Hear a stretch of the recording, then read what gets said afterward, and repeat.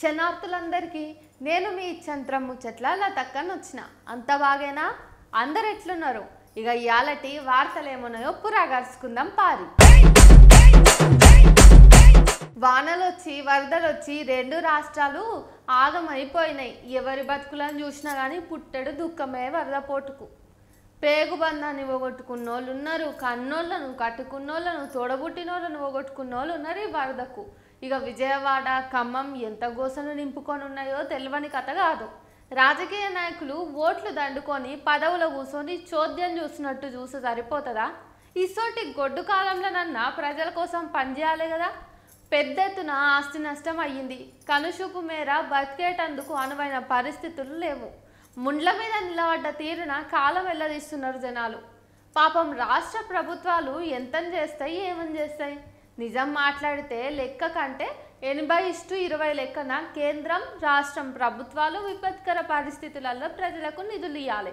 కానీ కేంద్రం చేతులు ఎత్తేసి సవితి ప్రేమ చూపిస్తే ఇక రాష్ట్రాలకు ఎక్కడి నుంచి వస్తాయి పైసలు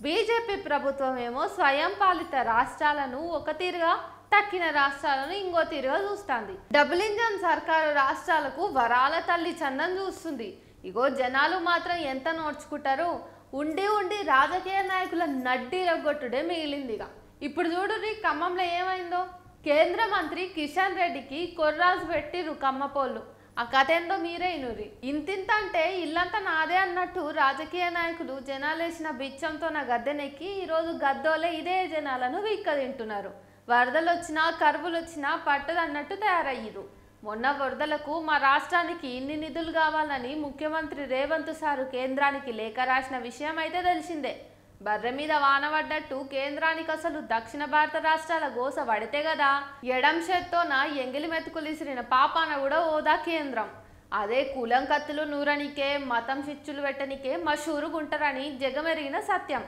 ఇగో అందుకే జనాలు ముఖం పట్టుకొని అడిగిర్రు నిన్న ఖమ్మం జిల్లాల వరద ప్రభావిత ప్రాంతాలలో పర్యటిస్తున్న కేంద్ర మంత్రి కిషన్ రెడ్డిని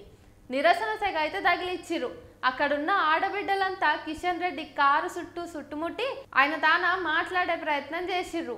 నడుమ ఈ పోలీసులు వచ్చి ఆడోళ్ళందరినీ అడ్డుకొని ఇంకా చూసిర్రు కానీ కుదరలేదు వాళ్ళకు కూడా ఇక మహిళలంతా కిషన్ రెడ్డి తన మాట్లాడాలని గట్టిగా ఊసుడుతోనే పోలీసులకు దప్పలేదు కిషన్ రెడ్డి కిందకు దిగి జనాల తన మాట్లాడక దప్పలేదు ఇక ఇన్నొద్దులు కష్టాలు కడగండ్లలో ఉన్నప్పుడు గింతనన్నా అరుచుకోలేని నాయకుడు కండ్ల ముంగటకొస్తే జనాలకు కోపం చిన్నగుంటదా నిలదీసిర్రు మొహం మీదనే ఎందుకు సారు మేము ఇన్ని గోసలు పడుతా అంటే మీరు పట్టించుకోలేదు కేంద్రానికి లేఖలు రాసి నిధులు అడిగితే ఎందుకు కేంద్రం పైసలు ఇయ్యలేదు నువ్వు మంత్రివే కదా బీజేపీ పార్టీయే కదా నీది నువ్వెందుకు మరి పైసలు ఇప్పియలేదు అని నిలదీశుడితోటే కిషన్ రెడ్డి గొంతుల ఎలక్కాయ పడ్డట్టు అయ్యింది మొత్తానికి బీజేపీ పార్టీ మీద జనాలకు జర కండ్లు తెరుచుకున్నాయి ఇట్లా అన్ని పార్టీలను జనాలు అడిగితేనే మంచిదవుతుంది మార్పు వస్తుంది లేకపోతే ఈ పాలకులు జనాలను ఎత్తినెక్కి కూర్చుంటారు